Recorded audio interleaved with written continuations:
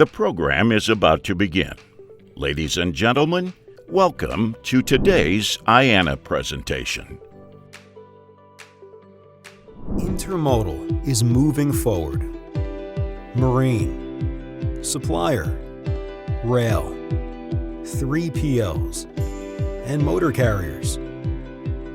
Our goal, to deliver freight more efficiently, more economically, more securely, and in ways that are more environmentally friendly, to increase imports and exports, to move goods and meet the needs of industry, business, and consumers, to advance the role of intermodal across North America. IANA, the connecting force behind intermodal freight. Thank you for joining us for this signature series presentation, part of IANA's The Business of Intermodal Continues program. To get us started, please welcome IANA's President and CEO, Joni Casey. Good afternoon, and thank you for joining us for today's program. It's certainly a different world we're all living in these days. I should be speaking with you face-to-face instead of screen-to-screen, but either way, it's good to be with you. While we continue experiencing disruption in our professional and personal lives due to the impacts of COVID-19, we should take a moment to be proud of our industry's accomplishments. Intermodal stakeholders have been and continue to be vital to meeting the unanticipated demands of a national emergency. When the history of this challenging time is written, it will be noted that while stretched thin, the intermodal supply chain did not break. And why? Because our industry knows how to think proactively in creating solutions and sharing a determination and resilience to serve a cause larger than ourselves, the needs of our country. The economy currently remains in flux, but recent intermodal business volumes are rising and showing promise for the remainder of this year. Another testament to the resiliency and dedication of our industry. Challenging times incent innovation, and I know that our members are moving the intermodal industry forward today to ensure tomorrow's successes. We have a full program for you today with the presentation of the Silver Kingpin Award, followed by our popular Inside Intermodal panel discussion. So at this point, I'd like to turn the program over to someone that I've known and have had the pleasure of working with for many years. Serving his second term as the chairman of IANA, please welcome Kevin Lotak, President of Reliable Transportation Specialists. Kevin, take it away. On behalf of the IANA Board of Directors, thank you for joining us. As chairman of the association, I have the distinct honor of presenting the Silver Kingpin Award. Established in 1977 by the National Piggyback Association, it demonstrates our industry's appreciation and gratitude to those who have been instrumental in moving the business of intermodal forward. It's my pleasure to introduce Vince Marino, President and CEO of the Marino Group, as this year's Silver Kingpin recipient. Known by many of us, Vince's career spans 46 years working with steamship and rail intermodal stakeholders. 6 years after his father founded a container maintenance company in 1971, Vince began working summers and after school. As president and CEO of the Marino Group, Vince leads a network of 31 locations for maintenance and repair, equipment modification, equipment sales, and depot services in the East Coast, Gulf, and Midwest markets, employing over 800 people. As anyone who knows Vince will tell you, his focus first and foremost is family. Lisa Weldon, Director of Trade Development and Rail at Jacksport, shared that Vince is a very humble person and that his impact on our industry, along with his charitable work, speaks volume about his character. Jim Newsom, CEO of South Carolina Ports Authority, said that he provides hundreds of good jobs to mechanics, most of whom his company has trained. Jim also stated that he is extremely philanthropic and deserving of this recognition. Doug Hain, Executive Vice President of Milestone Corporation, added, since 1996, Vince has very successfully carried on the family tradition created when his father started the company, which is to treat people the way you want to be treated. IANA has certainly been a beneficiary of Vince's knowledge and experience, and through his continued involvement with our Operations and Maintenance and Repair Committee and his ongoing support of the organization. To sum up Vince and why he's being recognized with this award, I'll simply quote him. "I love what I do. I wake up every morning with a hop in my step, and I look to make something good of it." Vince, thank you for your contributions, your hard work, and your dedication. Congratulations.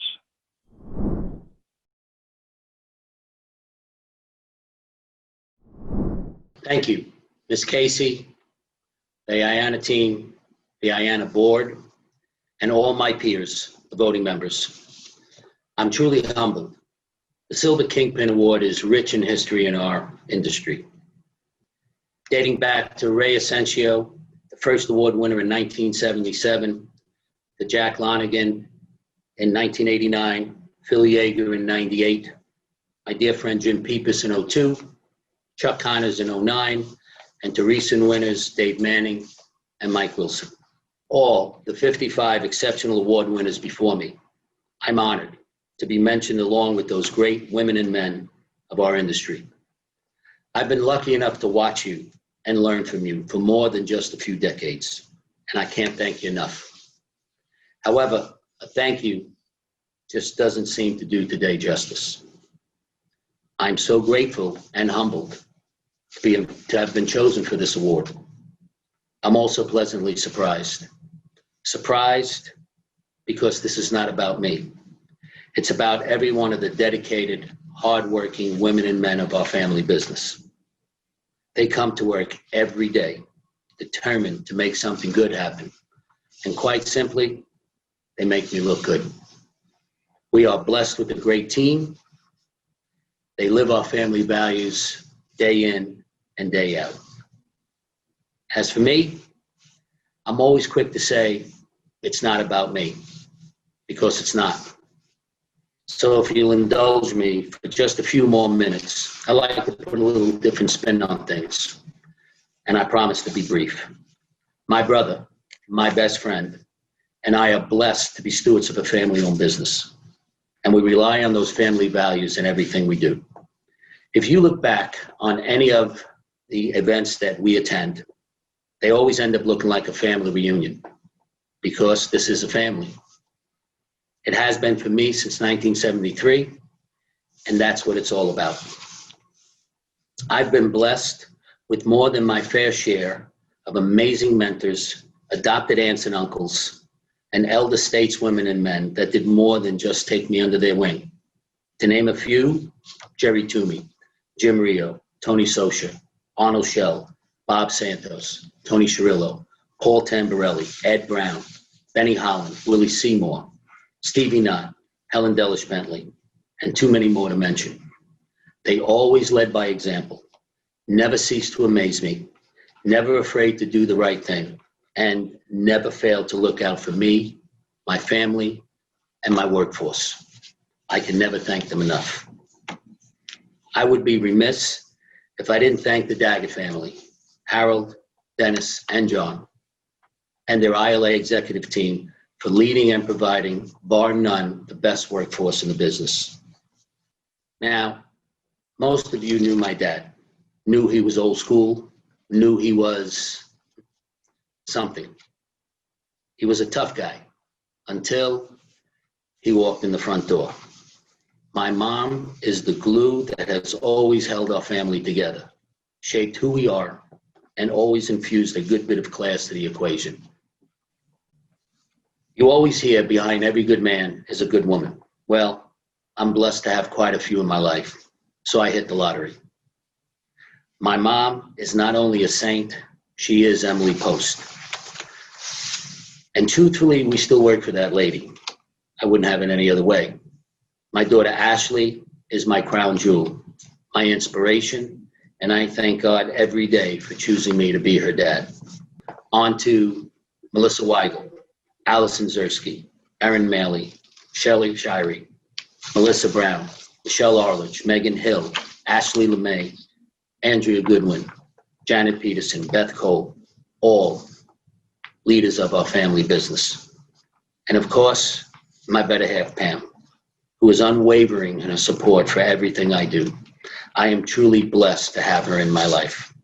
Now, I do have a few gentlemen I need to mention. Brian Blaylock, our COO, Sam Claxton, Davey Miller, Michael Winowski, Sean Olszewski, Jason Perry, Pat Graham, Steve Cook, Jody White, Steve Petrosky, just to name a few. They are some of the best in the business. And to you gentlemen, I remind you that we are very lucky. When we mess up, the ladies are never too far away. They quietly pick up the pieces and still make us look good. In closing, I love what I do every day, and it's because of all of you. Thank you for this honor, an honor I'll always cherish, and thank you for letting me share some of my thoughts with you. God bless. We are pleased to be joined by Dr. Noel Hasigaba, IANA board member and the Deputy Executive Director of the Port of Long Beach. Hello, IANA. It's my pleasure to welcome you to Inside Intermodal, the kickoff to the Business of Intermodal Continues signature series brought to you by IANA. I think all of us would agree that 2020 is one for the record books. And I'm not referring to the Kansas City Chiefs winning the Super Bowl. The disruption triggered by the 1-2 punch of the US-China trade war and the pandemic has shocked the intermodal supply chain like never before, and in more ways than one. With all the disruption and the uncertainty about the future, the question on everyone's mind is, where is the intermodal supply chain headed? Well, this session you're about to hear is designed to address this precise question. And we have assembled an all-star panel to approach this question from multiple perspectives: marine, rail, trucking, and technology. And to moderate this session, we have an all-star moderator. Please join me in welcoming today's moderator, John Larkin, operating partner for transportation and logistics for the Clarendon Group. John? Thanks, Noel, for the kind introduction. Again, I'm John Larkin, operating partner at Clarendon Capital, and I'm pleased to be moderating today's session. For those unfamiliar with Clarendon, Clarendon is a private equity firm that invests only in transportation and logistics companies. So let's get started. Needless to say, 2020 has been one of the most unique years in history. We've had to deal with a major pandemic and all the challenges associated with it. Face masks, social distancing, sheltering at home, working from home, and the confusing mishmash of information on COVID-19 coming from various levels of government, the press, and the scientific community. We have seen a deep recession, a rapid recovery, and a freight market that has been literally on a roller coaster. To make matters more complicated, we are contemplating the timeline for inoculating potentially billions around the world with a vaccine. We are witnessing massive historic wildfires in the West, and our cities are coping with prolonged social justice protests not seen since the 60s. And of course, there is the upcoming election to select the leader who will preside over an America that has never been more polarized. So it is against this challenging backdrop that we will be discussing the state of intermodal and its future direction today. Let me now introduce today's panelists. We will then jump right into what should be a very spirited conversation. Our first panelist is Evan Armstrong. He is president of Armstrong and Associates. He is, in many people's opinion, the nation's foremost expert regarding the structure and composition of the national and global third-party logistics industries. Evan joins us today, not from Singapore, as the backdrop may indicate, but from Milwaukee, Wisconsin, a more glamorous place for sure. Thank you, Jim. Our second panelist is Larry Gross. He is founder and president at Gross Transportation Consulting. Larry has been a student of the intermodal industry for more than 40 years and is widely regarded as the nation's finest intermodal analyst. Larry is joining us today from lovely Durango, Colorado. Third, Lars Jensen is founder, CEO, and partner at Sea Intelligence Consulting. Lars is one of the world's foremost experts regarding the global container ship industry, its underlying economics, and its overall competitive dynamics. Today, Lars joins us from Copenhagen, Denmark. And last, but certainly not least, Avery Weiss is Vice President of Trucking at FTR Transportation Intelligence. Avery is a top trucking analyst and provides great strategic insights on the direction of the trucking industry, as well as the most detailed projections regarding the trucking industry's future.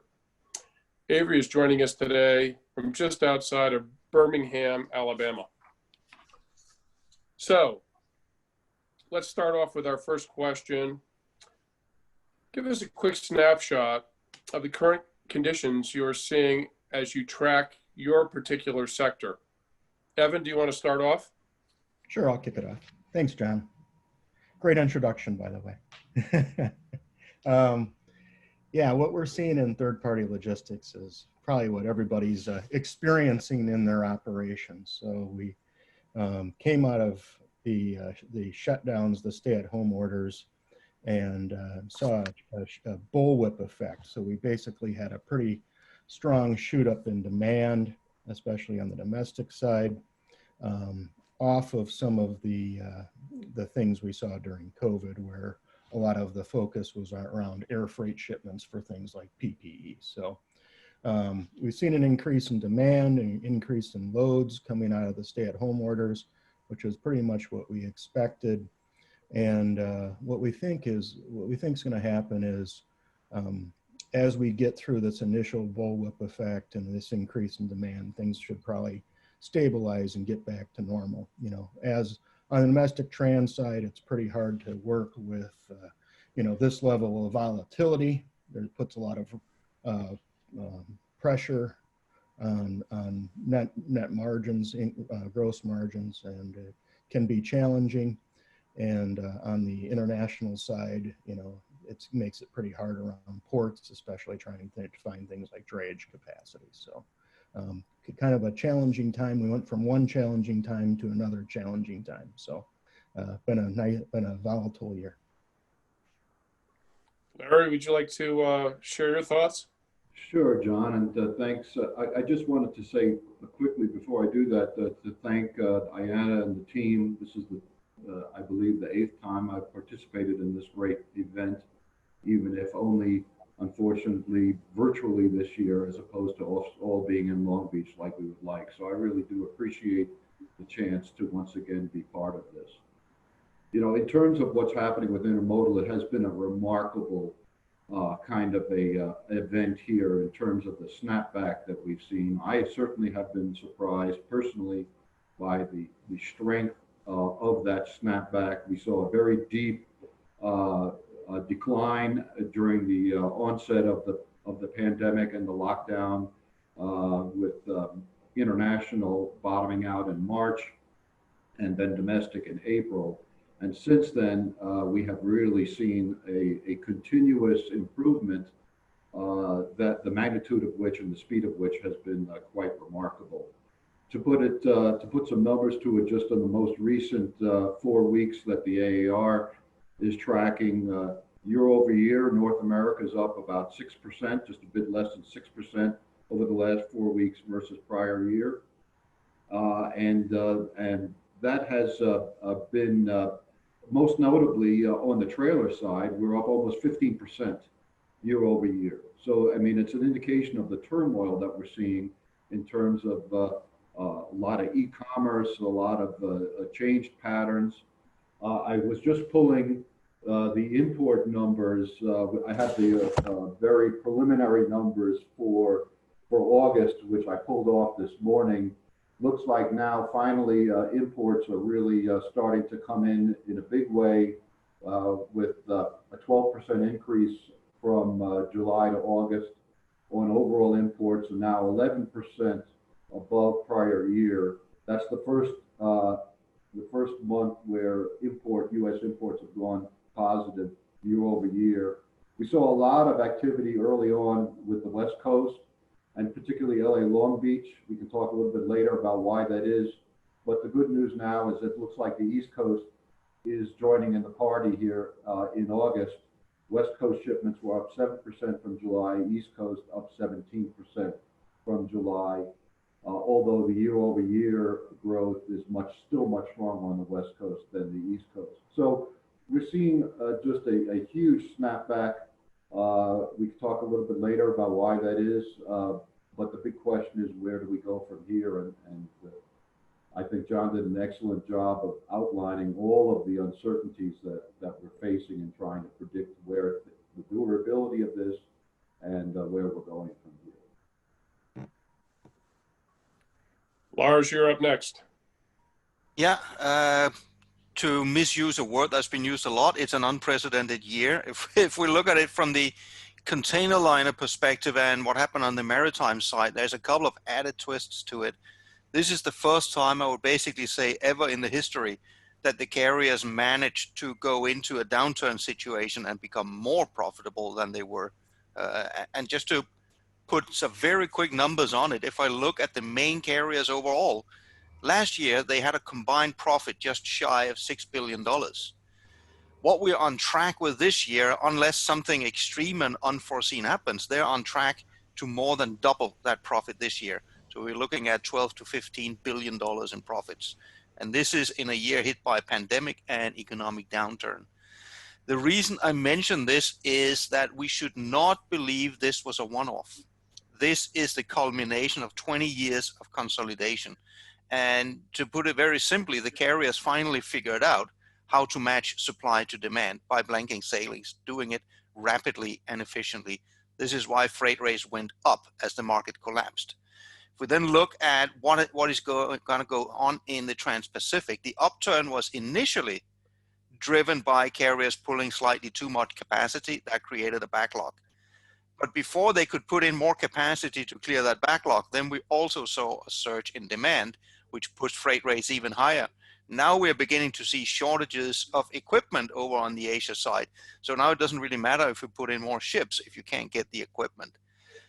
This is partly also a bullwhip effect, but if I look at the commodities that are driving this surge, it also appears this is a temporary phenomenon. We should brace ourselves for a slight downturn going forward again. And that also means we should brace ourselves for a new raft of blank sailings. So to say that volatility is the name of the game, that is an understatement. And this is going to continue for the next, I would say, 12 to 18 months until the market stabilizes. Avery, what's happening in trucking? Well, trucking right now is red hot, especially in the van segments.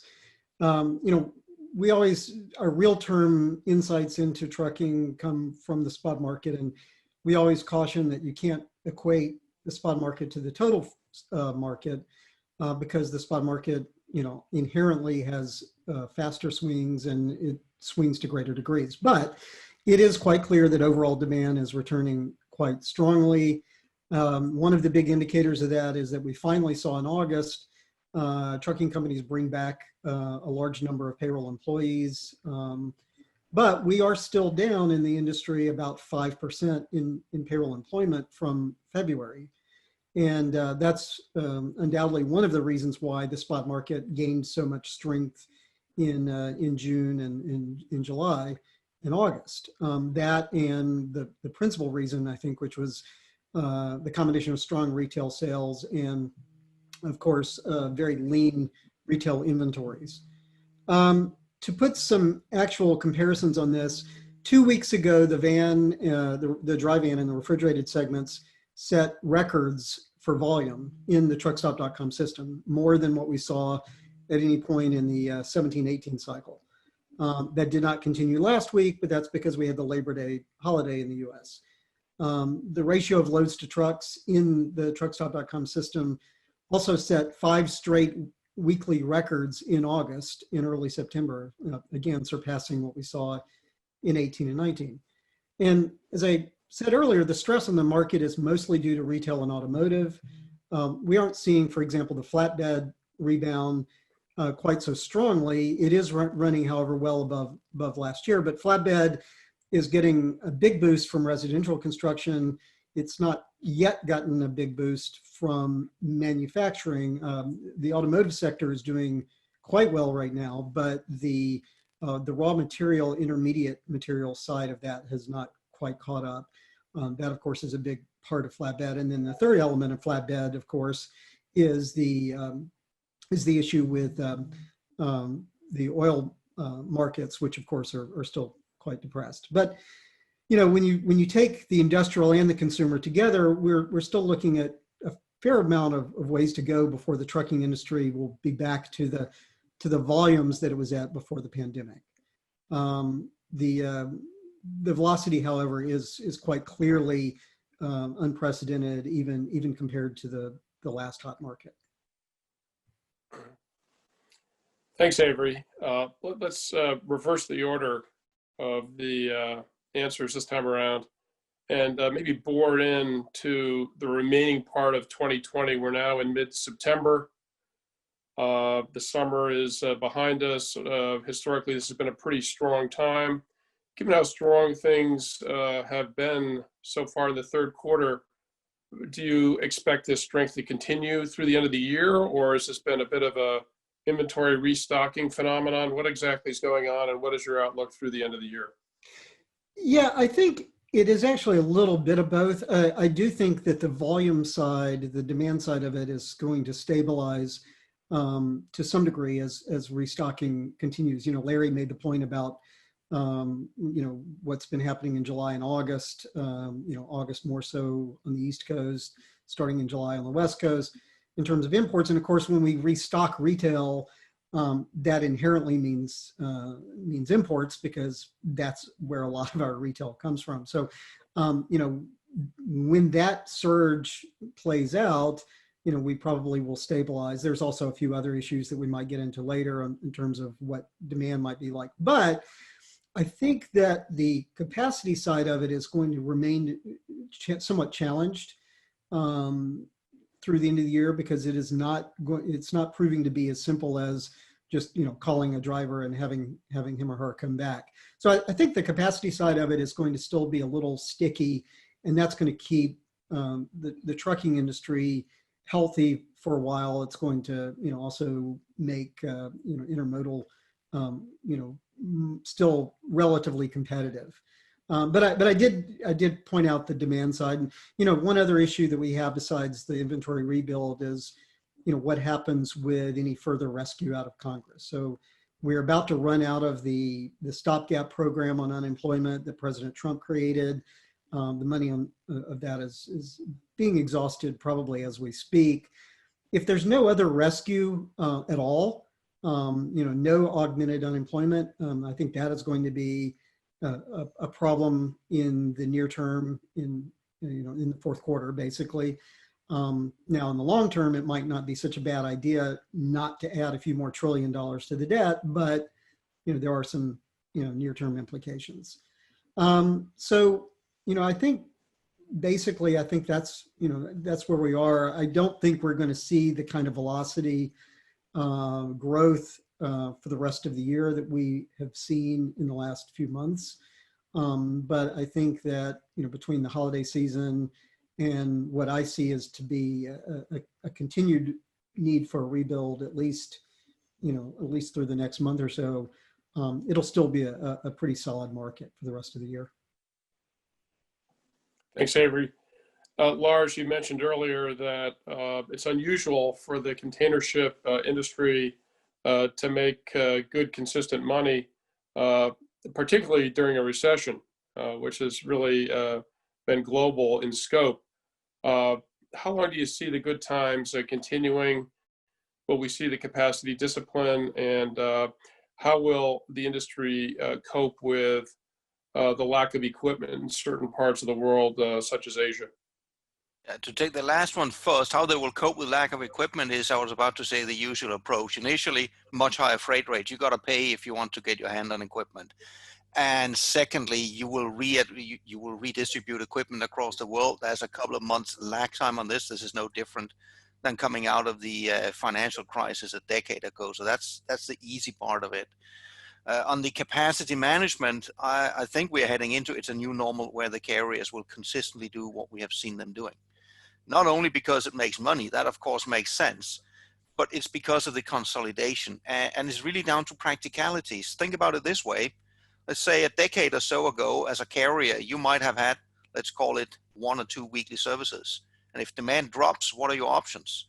You can reduce your one service. That means that all the remaining demand drops, say 20%, all the remaining volume will go to your competitors. You lose out if you remove a service. If you keep your service in, you will lower prices to try to fill that ship, undermining the market. Now we just have 3 alliances, and they each have 10, 15 services. So if demand drops 20%, I'm just going to blank 2 or 3 sailings, and thereby I gain all the advantage myself. So this is here to stay. That is not to say we will never see another price war, but the chances of a price war happening are much lower than they used to be due to operational realities. That's also why I would expect that not if, but when demands go downwards again sometime here in Q4, we will see carriers react very swiftly. The 2 other downturns, China, when you had the virus, and then when the pandemic spread in the US, the carriers reacted inside of 1 week from when they saw purchase orders were being canceled. Thanks, Lars. Larry, you heard Avery talk about how great things are in the trucking industry, at least for the time being. Is intermodal the relief valve, and will the good times in intermodal continue to develop through the rest of the year?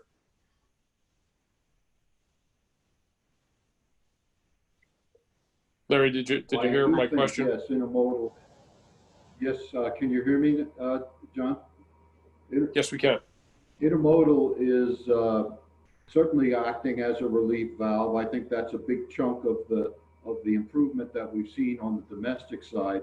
You know, when you try and make a forecast right now, you really need to have a PhD in epidemiology and a master of sociology, political science degree, as well as an economics. And all what you have right here, in my instance, is an MBA. So the one guarantee I give you on the forecast is it's going to be wrong. You know, I think that we're probably, from a domestic standpoint, running about flat out right now. So I don't really see that we can have much of an improvement from where we stand, just given the fact that the domestic container fleet is pretty well fully utilized at the moment. The question is, how long are we going to be able to sustain at this current level? It's hard for me to see, with the amount of damage that theoretically has occurred in the U.S. economy, that we're able to sustain the kinds of improvement year over year that we're seeing right now indefinitely. And so I still am, I'll say, have a very cautious outlook with regard to the balance of this year. I guess I'm from Missouri when it comes to the current strength. Still, they're going to have to show me in terms of its ability to be sustained through the balance of this year.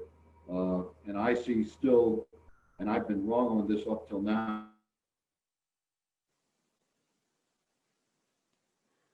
Guys, it sounds like we've lost the connection from Durango, Colorado. Larry, you may want to check your connection. Why don't we move over to Evan, and Evan, you can maybe give us a picture as to how the 3PLs are dealing with what is very strong demand and tight capacity across all modes here between now and the end of the year. Dialing for dollars. No, it's finding capacity to meet demand is quite a challenge. I think we're going to see things kind of smooth off once we get through the inventory rebuilds, and the later part of the year is probably going to look like some subdued version of 2019. So what we're expecting on the domestic trans side is probably a net revenue, year-over-year net revenue decline of about 8.2%. International, probably not as bad as that, something, off 1 to break even on net revenue. Dedicated contract carriage is holding its own, and we're expecting to see growth in dedicated contract carriage. A lot of that is just due to the way they contract and having 1 to 3 year agreements. And then on the warehousing side, this year we're going to see, about 25% growth in the B2C e-commerce fulfillment area. So, it's a very good year to be in e-commerce fulfillment. So warehousing is actually going to have some growth this year, and part of that will be as inventories rebuild as well. We'll get some of the B2B storage revenue back, and some of those activity-based pricing activities will increase as we do more value-added services, things like that. So, it's going to be a down year, but probably only down 2-3%, which is a lot better than it could have been, frankly. So, and to some other points, we do need another round of stimulus. I think it's going to be required, especially as we get into the fall. And we'll see what happens with COVID. And it's been kind of whack-a-mole with some of the 3PL operations, especially on the warehousing side. Done a pretty good job social distancing. And actually, our impact seems like it's been a lot less than what happened in China, probably because we got back to work faster. And because we were an essential industry, that we didn't quite have the disruptions that they had there. So that was a little bit of a surprise. But I think throughout the rest of the year, it's going to be somewhat like a muted version of what 2019 was. Thanks, Evan. Let's move on to the next question. The pandemic seems to have accelerated a number of trends that have been developing more slowly over the last 5, 10, 15 years. E-commerce, working from home, maybe the insourcing of manufacturing as robotics has reduced the cost differential between, say, the US and Asia. How are these changes, and how is the pandemic in general going to create sustainable changes in each of your industry sectors? Are you seeing things develop already? And if so, will they last? Evan, you want to take a crack at that? Sure. I think, in terms of third-party logistics, right now, a lot of the focus has been on e-commerce, last mile delivery. Last mile delivery looks like it's going to be growing at about a 17% compound annual growth rate. E-commerce warehousing, is growing like crazy. And we've seen, if we include Amazon, which is interesting, right? So if we include Amazon as a 3PL, now Amazon's a much different operating model business. It's a marketplace.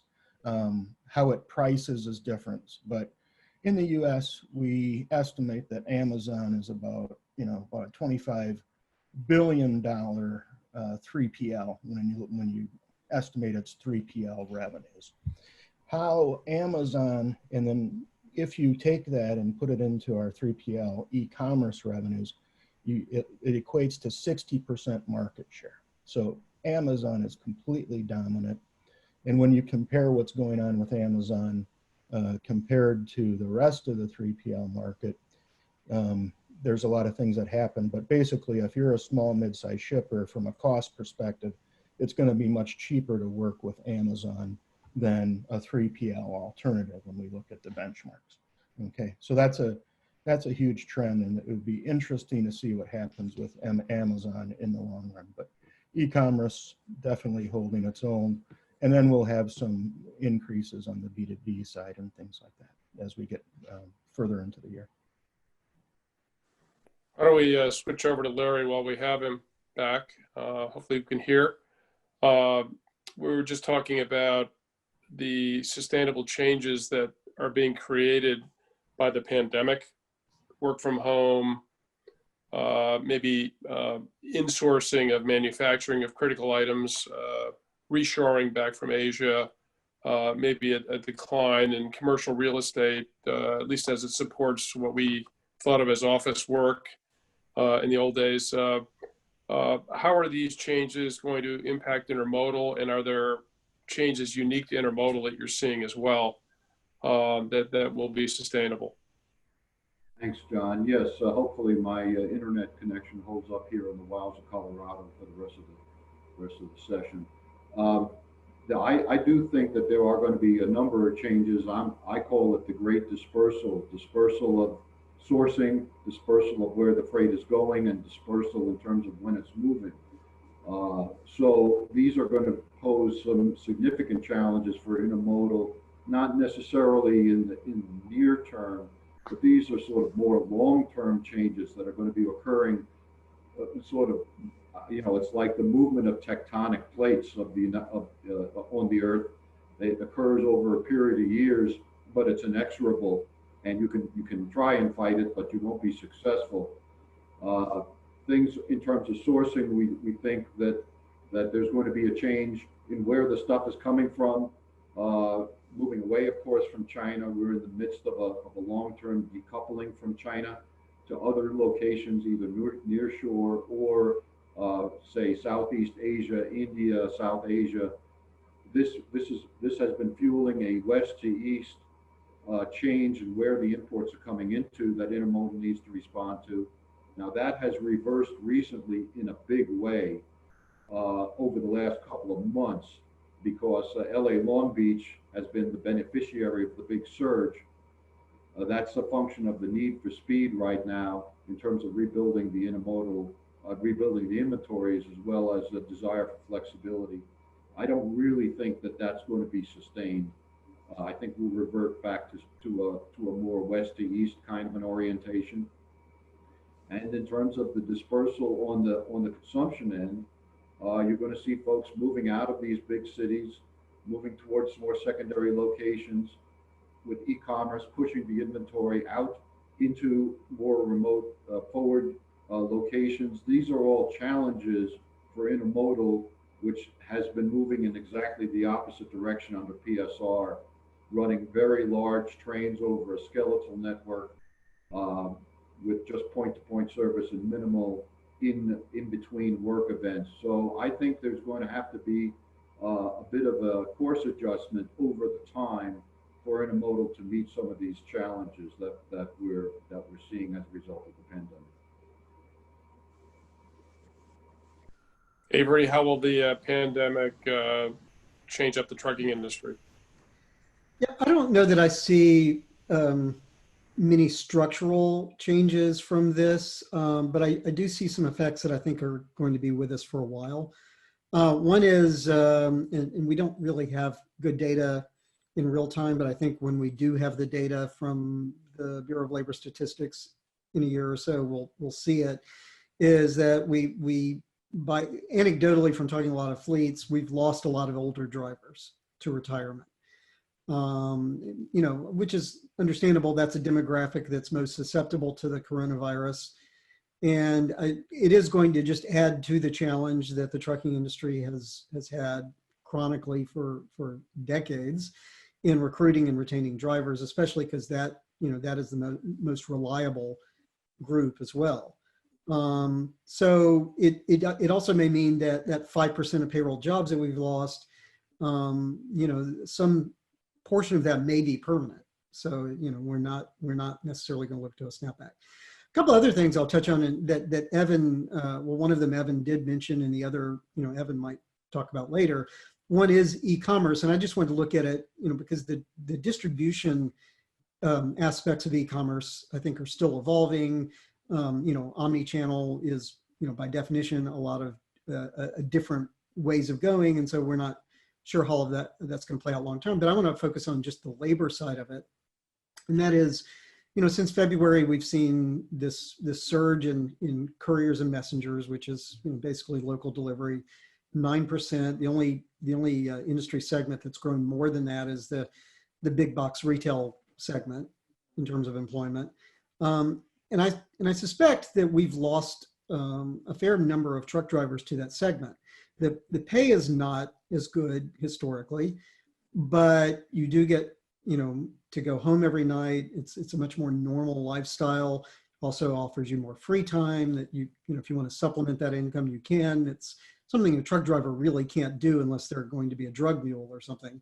But some drivers probably also love the lack of federal regulation. If they're operating small vehicles, if they're operating Sprinter vans, or frankly, in a lot of cases, their own vehicles, they don't have to deal with ELDs, and they don't have to deal with a lot of other things, and they may not even have drug testing unless it's a corporate policy. So that's an element that I think is definitely come out of it. And then the third one, which is really, more Evan's area than mine, but it is something that I see, and that is digital freight matching. Because I think that, especially during the depths of the contraction that we had in April and May, there were a lot of small carriers, a lot of independent owner operators, with their own authority that frankly were open to any solution that could get them freight. And I think it may have broken down some of the walls, a lot of them had. I mean, the first sort of dent in that, I think, was the ELDs themselves. And then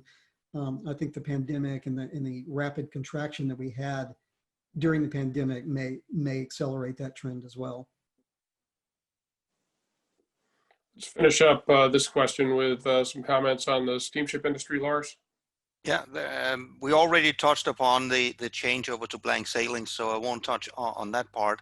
But there's a couple of other elements that has been accelerated sharply that will make a lasting impression. And one of them is the switch over to the use of digital tools. Carriers were already using some digital tools for, you can say, back-end transactions and bookings and shipping instructions. But it's the front-end sales part that has accelerated sharply. Up from, let's call it about 0% a couple of years ago. The latest numbers coming in from the likes of Maersk is 41% of global spot bookings being done and sold through the online solution. From Hapag-Lloyd, between a third and a half of their spot bookings coming in through this particular channel. We now have Evergreen, we have Zim, we have MSC coming out with similar tools. This is going to transition extremely rapidly. That's not for all freight, it's for the spot end of the business. And this will present a significant competitive pressure on what I would tend to call the small to medium-sized logistics providers out there that are right now between the actual cargo owners and the carriers. That's going to be a major battlefield going forward. The second very important change that's going to come is, look at it from this perspective. At the height of the pandemic impact, for many of the large carriers, again, from a global perspective, more than half of their workforce suddenly worked from home. And it worked. It actually worked quite well.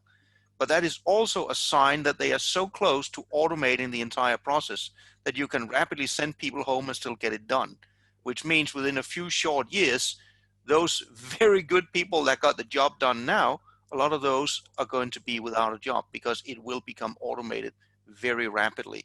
What we will then see, and that's where I am not seeing yet a heat up on the carrier side.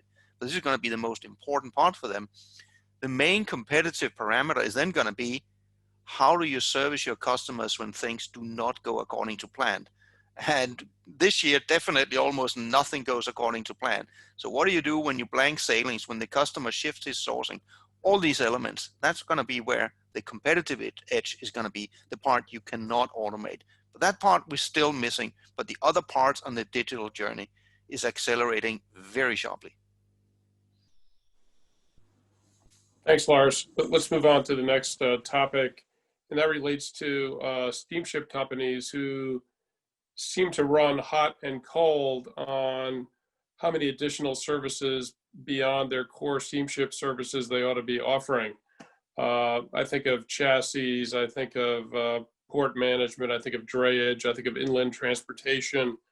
It seems like many of them offered those services years ago. They then divested themselves of those services. Now they're going back in the other direction.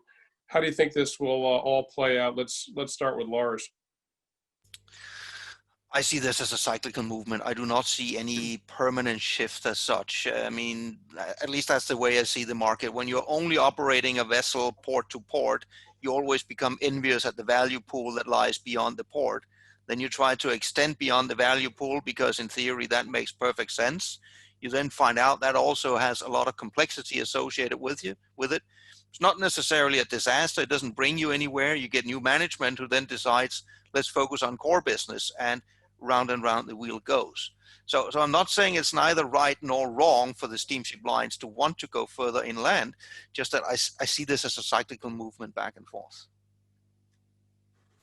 Evan, do you have any additional thoughts on this topic?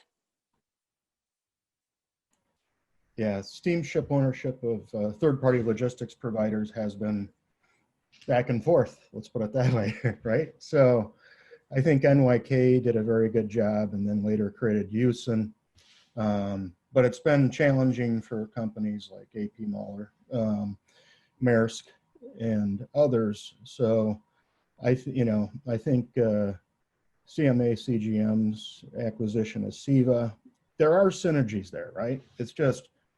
It's kind of like when a trucking company owns a 3PL as well. It's like, what is the strategy going to be?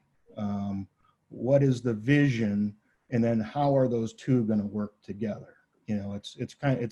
Another example, of course, is FedEx Logistics. So, you got FedEx, and the traditional pattern with FedEx Logistics was to funnel business to the small package carrier. So, unless you're neutral and utilize the synergies to your customer's benefit, it can become a problem. So I think it's hit and miss. I think NYK did a pretty good job with Houston. But I think their opportunity lies there. It's just really how they interact, and if the 3PL operation can stay out of the fray and run its own strategy as a 3PL with the close customer relationships that are required in a third-party logistics operation. Thanks, Evan. There's a derivative question that I'd like to have Larry and Avery comment on, and that relates to the railroads themselves, who have also gone back and forth with respect to whether they should be focusing on their core business or whether they should be offering additional services. As Larry suggested a few minutes ago, precision scheduled railroading seems to be the hot topic, at least in the U.S. The CP and the CN are a little further advanced on that implementation, and the CN, which seems to maybe be the furthest along, has begun to delve into other areas, having acquired a trucking company not too long ago. Do we think we're going to see that pendulum swing back in the other direction, where the railroads are going to be offering services beyond just rail terminal or shipper to receiver on the rail? Larry. You have a fundamental difference that goes back to the beginning of the dawn of intermodal between the Canadians and the U.S. roads, because the U.S. railroads adopted from the outset a wholesale posture, and the Canadians always were willing to retail, and that enables the Canadians to have direct contact with the BCOs, and I think gives them more flexibility to craft the kinds of sales and value-added products that you're talking about. Whereas with the U.S. roads, there's always a step removed. The history for U.S. railroads of owning a retail arm is, to put it bluntly, checkered. And the fact is that it's an extremely difficult thing to pull off when you're going into competition with your customer base. So I think it is a bit more of a challenge, I think, south of the U.S.-Canadian border to grow the business by adding these auxiliaries that we're seeing being successfully deployed up in Canada. Got it. Avery, as Larry was answering, I was thinking that this whole notion of autonomous trucks provides a bit of a threat to rail intermodal. And do you think the railroads will respond to that potential threat by diversifying into these other sectors in spite of the hurdle that Larry just described, where they're essentially positioned as wholesalers presently? You're on mute, Avery.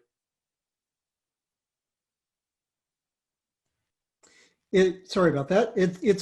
It's possible, but I actually don't think that that autonomous is going to come in any substantial degree fast enough for it to make a difference. For it to drive anything in the next decade. And I think we're going to have autonomous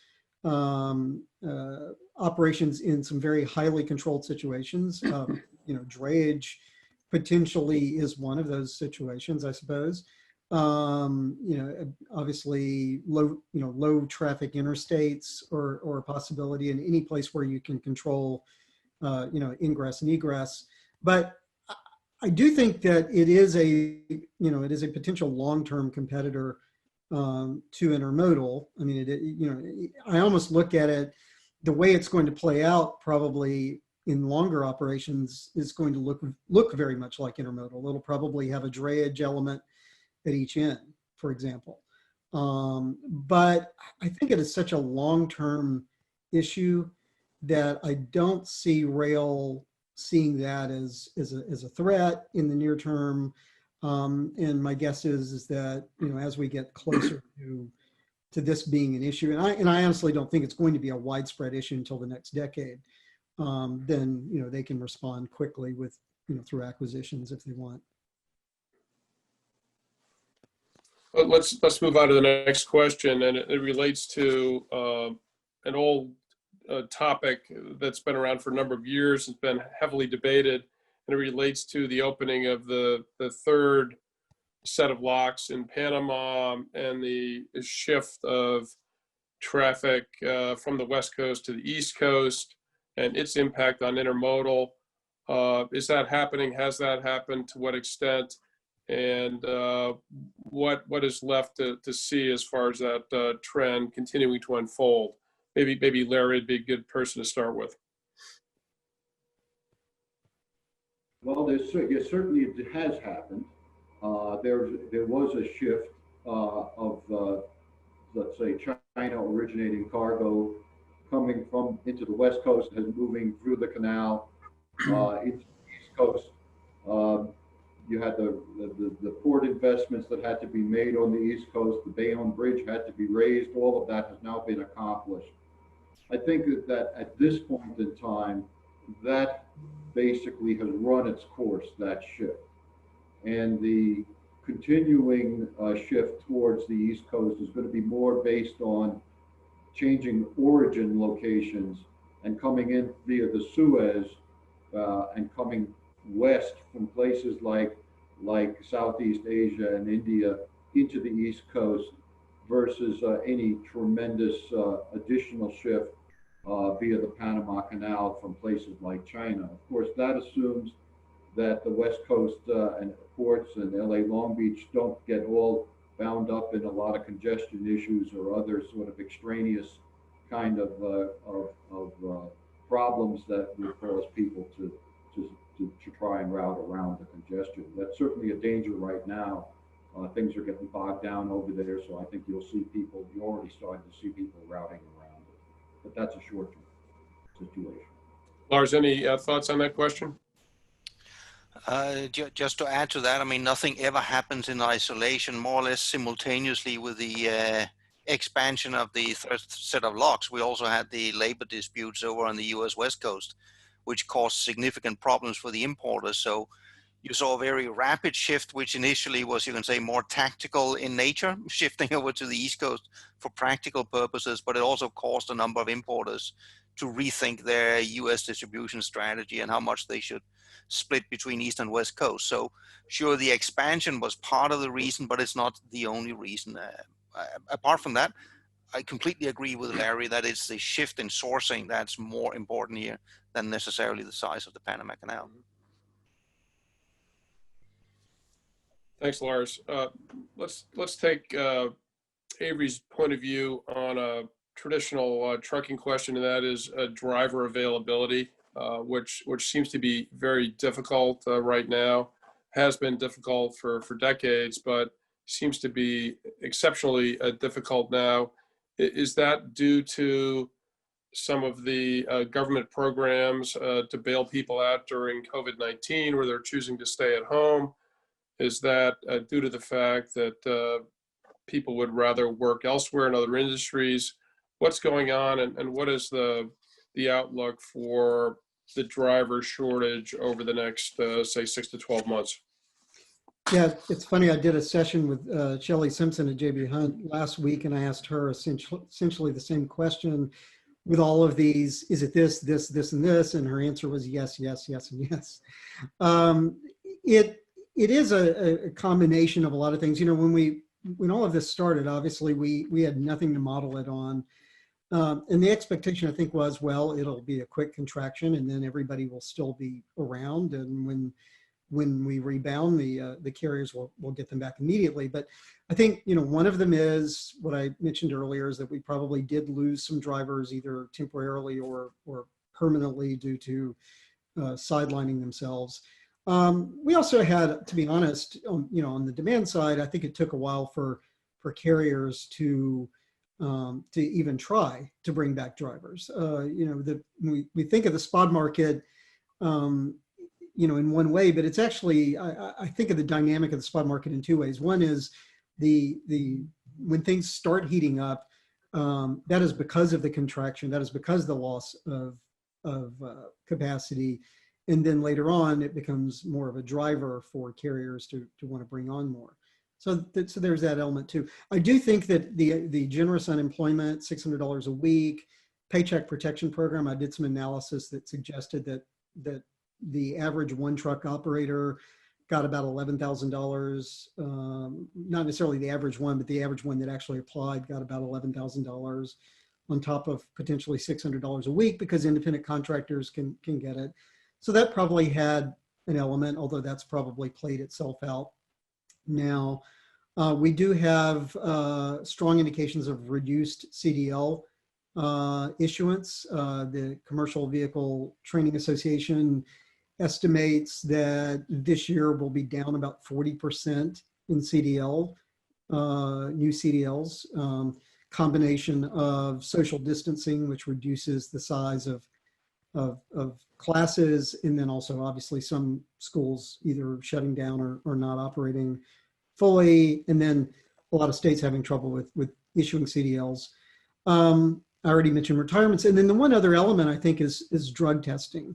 And actually two other elements. The other one I've already mentioned, which is the labor competition with e-commerce. But drug testing is something, you know, we haven't had numbers on because the Drug and Alcohol Clearinghouse just started this year. But, you know, through July, we had called about 30,000 drivers out of the industry who can't return until they complete a return to duty process. And the bigger issue, though, I think, is that if you think you might test positive, you're not going to rush out to apply for a job, because if you do test positive, you're done until you complete that process. And so I think that is holding in place some drivers as well. So it is a combination of a lot of different factors, and that's often the case, that it is not one thing. It is just sort of a combination of everything that kind of comes together to create that situation. Thanks, Avery. One of the things that Evan specializes in is keeping track and analyzing the emergence of digital freight matching companies, essentially the automation of the truck brokerage industry, which has some similar elements to what you see within the IMCs and the services they're providing.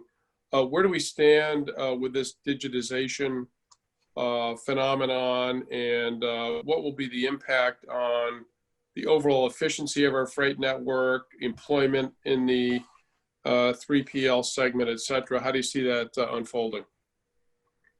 Yeah, so we came out with a report on digitalization around the industry in June, and you know, I think we're seeing some pretty dramatic shifts, especially on the digital freight matching side of freight brokerage operations. So in terms of matching spot carrier capacity to loads, I've been an advisor for a company called Parade for 2 years, and Parade's being utilized by over 35 different 3PLs now. And it does a very good job using AI to match truck capacity to loads. It also has email extraction where it can take and read truck lists and lists from shippers saying they need trucks in these lanes, and take those on formatted emails, get them into a transportation management system, hit the digital freight matching and get it booked through an email auto booking process. So what it's doing is it's kind of democratizing a lot of what happens on the digital freight matching side. So we've also looked at companies like Uber Freight, Convoy, Transfix, what we call digital freight brokers. And, you know, a lot of the things that are common are upfront pricing, right? The ability for a customer to either go in through an app, through an online application, and get a price for a truckload in a given lane. Also having some type of visibility platform, and then some type of digital freight matching platform with an automated, usually an automated back office payment, POD handling process. So, you know, it's ramped up. If you look at the top 50 domestic transportation managers in the US, I think over half of them have some specific strategy around digitalization.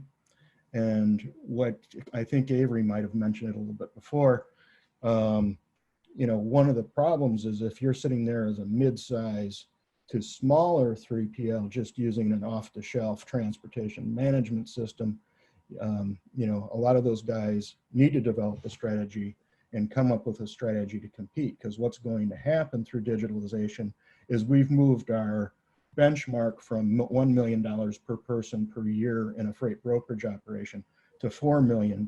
And we came up with that based upon using a lot of different tools to automate. So, you know, you're going to be pretty uncompetitive if you're only generating 1 million in gross revenue per person per year, and somebody else is generating 4 million. So digitalization's here, it's happening. You look at companies like Nolan Transportation, who's part of Transportation Insight. You know, Hub Group is using some digital freight matching technology. C.H. Robinson's making moves. So, you know, a lot of the legacy guys who have a lot of size and scale now are digitalizing, and you know, it's going to put the squeeze on a lot of the small to mid-sized providers. Thanks very much, Evan. The first Tuesday of November should be quite interesting. We have a presidential election. Everyone in the House of Representatives is up for re-election unless the member has retired, in which case it's a jump ball, I guess. But I guess the question, without revealing any of our individual political leanings, how might this pan out if Trump is reelected versus what might we expect if there's a change in the White House? Will there be major regulatory changes, tax changes, different effects on the economy to accelerate or decelerate economic growth that could really impact each of the sectors that you're representing today? Should we start with Larry? Sure, John. You know, I think that in general, the ability of the president to affect the course of the economy tends to be viewed as in a somewhat exaggerated manner. So where the economy goes is going to be the function of a whole lot of things, including the virus and sociological responses to it, etc. But I think one area where you will see a significant potential sea change that affects this world is in the trucking regulation arena, where you have a diametrically opposed viewpoint if the Democrats take the White House versus if the Trump administration is reelected. You went when the Republicans came in, you went from a war on trucking, to use a phrase that was in vogue 4 years ago, to a very trucking favorable standpoint from a regulatory view. And I think that pendulum has the potential to swing back, and that has obviously very large implications for intermodal. The one that I think is the most significant, if it were to occur, would be speed limiters, which was on the docket in the Obama administration, but was tabled when Trump came in. That would have a very significant effect on overall capacity in the trucking arena, and would work, I think it would be sort of like hours of service on steroids or ELDs on steroids in terms of its potential impact on the domestic intermodal arena. So that's something that I'll certainly be watching if the White House changes hands in November. Ours, as someone who lives outside of the United States, what's your view on the impact of the outcome of the election? I could speak on that for a couple of days, but we don't have that. I'm going to single in on one issue, and that's the issue of trade wars and the impact of those. Where my expectation would be, if Trump is reelected, we're going to see a continued confrontational stance. We're going to see a ramp up of the trade wars. We're going to continue to see an effort to win the trade wars by putting on tariffs. And the consequence will be what we are partially seeing already, that jobs, or rather manufacturing that we're talking about here, will not move to the US. It will move elsewhere. It's back to this diversification of the supply chain, which means the supply chains and the sourcing patterns will become more complex. They'll become less dependent on China, but more dependent on other Asian countries, South American countries, Caribbean countries. And that will be, of course, the beneficiary of that will be the logistics companies, because a more complex logistics chain is also a more valuable, there's a larger value pool to tap into. So I see that as one of the main potential impacts, where either we go in a direction of more trade wars, more complex and accelerating diversification, or we see Trump lose the election, and I would see a slow, not a rapid, but a slow process of trying to unwind some of the trade disputes that are already out there. Interesting. Evan, a few minutes ago, you spoke about digital freight matching, digital freight brokers, but we haven't really touched on how technology is going to potentially improve the efficiency of rail-based intermodal. Larry, there are a number of companies out there. I can think of Cargo-Matic being one, DrayNow being another, Next Trucking maybe being a third. There possibly are some others that have tried to automate and bring some technology to play to try and make the whole drayage process and equipment management process more efficient. Why has relatively little progress been made there, and are you hopeful over the next year or two that some of these venture capital dollars that are flowing into the space are going to lead to a more efficient, perhaps more competitive rail intermodal-based transportation network? Well, one reason why I think you have not seen that much activity up till now is that it's compared to the over-the-road trucking world, the intermodal world is relatively concentrated. So I mean, for instance, you have somebody like a J.B. Hunt or a Schneider. They are in control of the door-to-door product and account for a much larger share of the intermodal equation than they do on the over-the-road side, where the vast majority of the carriers are considerably smaller, and so there's more leverage, I'd say, to have those kind of freight matching tools. Having said that, you zeroed in on, I think, where the low-hanging fruit, if that's the right phrase, is residing, which is the drayage area, which is still with regard to port cartage and at least the IMC side of the intermodal equation, very, very dispersed, very fragmented, and could stand a lot of improvement. The problem with drayage is that it's an economy of scale business in terms of density. The ability to load match, the more volume you have, the better the chances that you're going to have the ability to do a street turn. There's a tremendous amount of leverage, economic leverage, if we can successfully pull that off. So when there's a lot of money on the table, then folks tend to invest to try and tap that pool of funds. So I'm optimistic we'll see some activity there. There's a lot of money on the table. Did you want to chime in on that point, Avery? No, I just I agree most of what he said. I don't think that really I have anything to add to that, actually. So. Okay. He answered that question the way I Since would have, and the last question the way I would have too. So. Very good.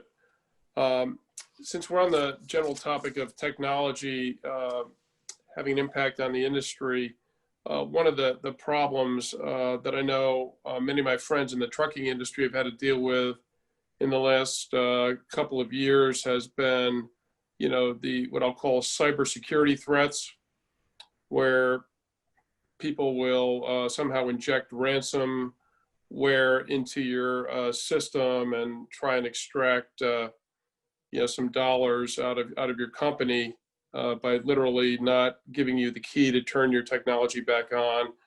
I've seen situations where companies have wire transferred cash to people who really shouldn't have received it.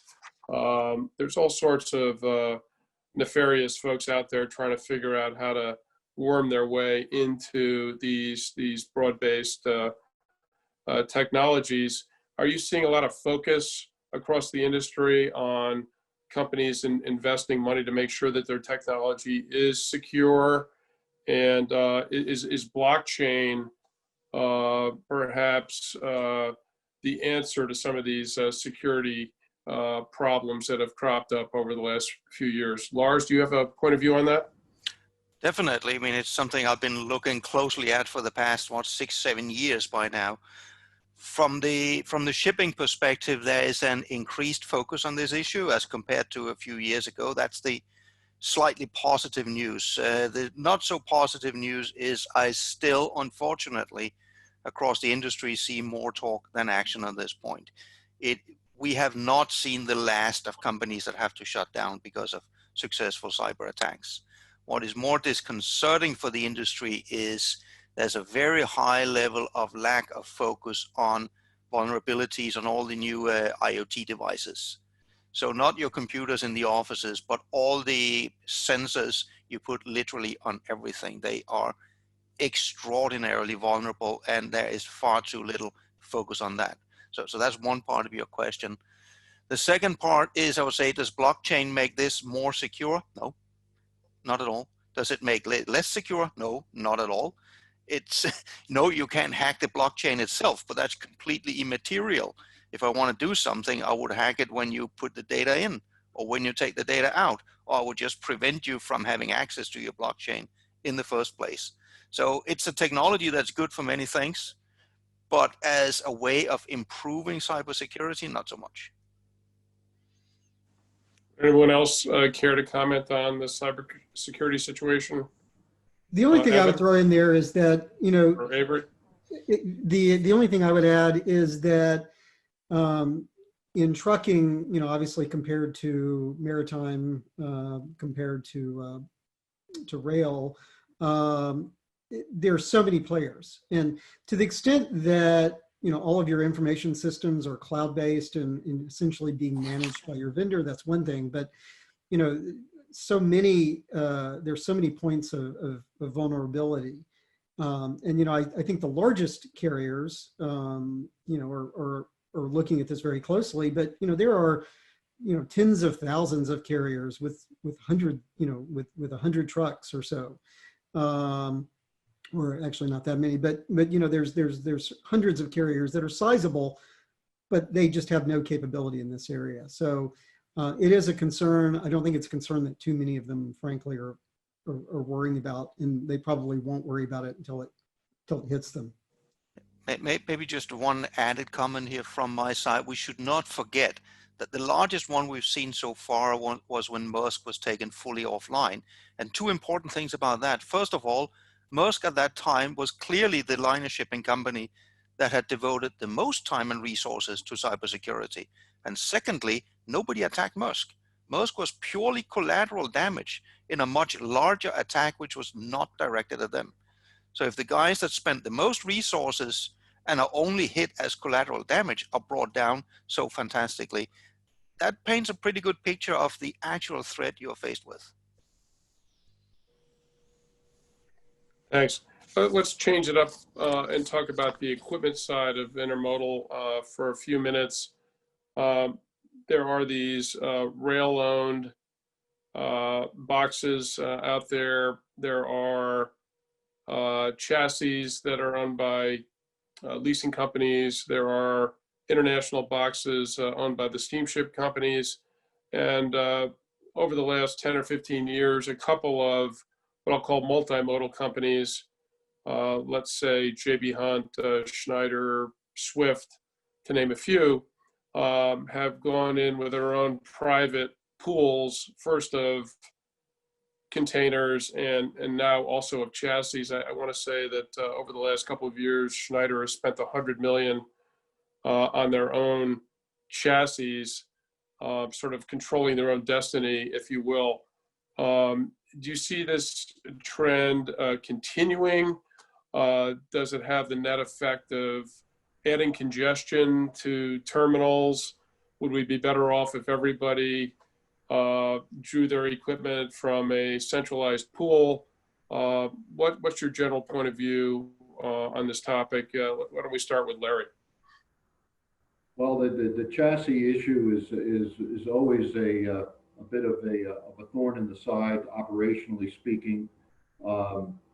The large players that you mentioned that have big intermodal divisions but had their start as over-the-road truckers are always more comfortable owning and controlling the quality of their own rolling stock. Hunt had the advantage as when they started, they went with a non-standard piece of equipment. So there was never a question, because their tunnel and their chassis are narrower than standard.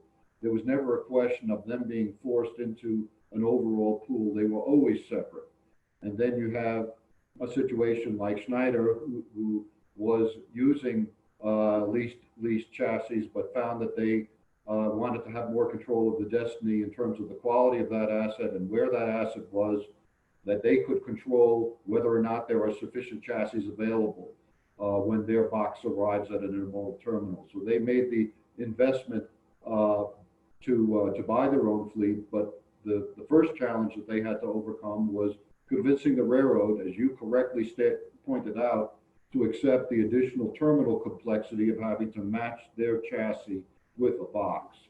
And obviously there are limits to how many different chassis fleets that you can really reasonably accommodate at one of these terminals before you put a very significant operational burden on the operation of that facility, trying to match individual chassis with individual boxes. As long as the facility is a wheeled facility, which most of the railroads are, railroad terminals, you have to be able to bring that individual chassis trackside to accept the container. If they ever do get to a point, as some are now moving towards, a more grounded facility, then in fact, I think probably the chassis ends up not being domiciled on the terminal at all. And then it becomes a much easier situation for each of the individual intermodal participants to own their own chassis and provide them. Anyone else care to comment on that situation? No? Let's address a question to Avery here on the topic, which is one of my all-time favorites, given that I wrote my master's thesis on this topic in 1978, if you can believe that. And that is the issue of longer combination vehicles, which don't require any kind of technological breakthrough like we require with autonomous vehicles. If you look at some of the turnpikes, the New York State Thruway being the primary example, there are plenty of double bottom 53s operating safely. Of course, you need a marshaling yard at every interchange. Is that a way to, through a change in legislation, generate more of productivity out there for the scarce number of high quality drivers that we have in this country? Or is the rail lobby too powerful, or the highway safety lobby too powerful to allow that to happen? See, your first question was, well, yes, but the second two questions answer the question, which, and it's not the rail lobby alone. It is just a whole confluence of forces. I think as long as there is any, safety advocacy out there, there's always going to be an issue. I think we'll get to, 53-foot trailers with 3 axles and 96,000 pounds before we'll get to triple trailers in wide use, because it isn't obvious. You can carry a higher payload without anybody knowing that you're carrying a higher payload. But if you add a trailer, people notice. And I think that is going to be the first step that we have. I think it is inevitable that we're going to have to get more productivity out of equipment. It's just going to be sort of piecemeal, the way it has typically been done, historically. It starts in, little areas, and then it gets more and more popular. It's not going to be something that I see changing, in the next 4 years or so. But I think it'll sort of gradually get there. I think there's probably more capacity to be gained on, digital freight matching and marshaling, unused capacity in the near term than there is probably longer combination vehicles or heavier combination vehicles. But we are obviously going to get to a point where I don't even think it's necessarily the driver is the issue any more so than infrastructure. We are not going to have a major infrastructure bill anytime soon. Congestion is just going to get worse and worse. And so we're going to have to carry more product for the same number of wheels, I think. John, if I can comment on that. Go ahead, Larry. I think that the longer combination vehicle, this goes back to the autonomous question, but I'll say, I think that there is a potential for, I'll call it a semi-autonomous operation. And the one that I think is the biggest potential threat to intermodal is some form of the technology called platooning, which is where, in effect, you have, so let's say, 2 trucks moving in tight formation. That would eliminate the need to have a longer combination vehicle. You already have it. It's just that there were 2 prime movers, 2 tractors, as well as 2 trailers. The interesting thing about that is you don't really have to have an unmanned vehicle. All what you have to have is enough confidence in the system that the second individual in the cab can be resting while the rig is in motion as part of a convoy, as part of a platoon down the interstate. Because even though you still have the driver expense, you'll have about a 25% improvement in the productivity of the tractor and the trailer, as well as basically team level of service at a lower price than today. So that, I think, is, if that were to happen, and then when you get to the end, everybody just goes off, your dray component is treated like it is today. You just have the delivery, each truck is manned. That could pose, if that were to happen, a very significant challenge for intermodal.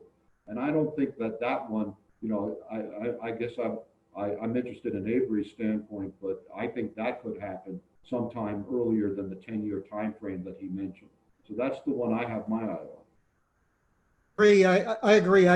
When we talk about autonomous, there is just so much focus on fully autonomous. I think just because it's cool sounding, but I do think that platooning in the scenario you suggested is much more impactful. I also think that using advanced safety assistance systems, which are, of course, the bedrock of autonomous, has value too, because it allows you to recruit drivers who are not as skilled, not as experienced, and do so safely. But I do think that scenario, which in a lot of ways is like an on-the-road intermodal, operation with a dray on each end, has a lot of potential. And I do think that is feasible, before 2030. I was really focusing primarily on the idea of a driverless truck, which I don't think is. Well, we've just about come to the end of our time. It's 3 o'clock Eastern, and I think we've had a very... You're muted, John.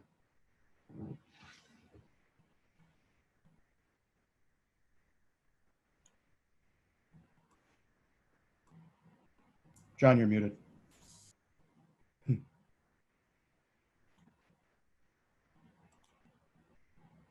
You're muted. I need to unmute myself. I was just thanking everybody for participating today. I think we did a great job of covering a broad range of issues. Certainly we had tremendous expertise on the panel.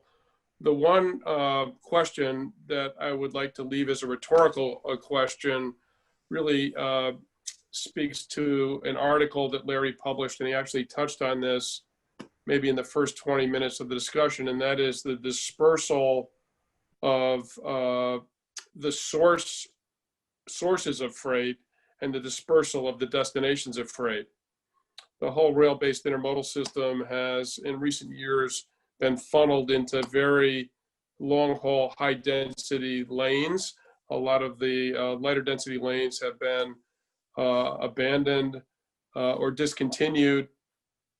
And I guess the question is, if this dispersal phenomena that Larry talks about is going to continue with some momentum here, will the rail intermodal industry be able to come up with an alternative that makes intermodal economic in shorter and medium haul lanes that maybe aren't quite as dense as the Chicago to Los Angeles lane, for example? We could probably spend another 90 minutes discussing this, but unfortunately today we don't have that time. So let's wrap it up, and hopefully you'll all have a great rest of the day, and hopefully next year we'll all be able to do this session in Long Beach where it belongs. Thanks very much to everybody.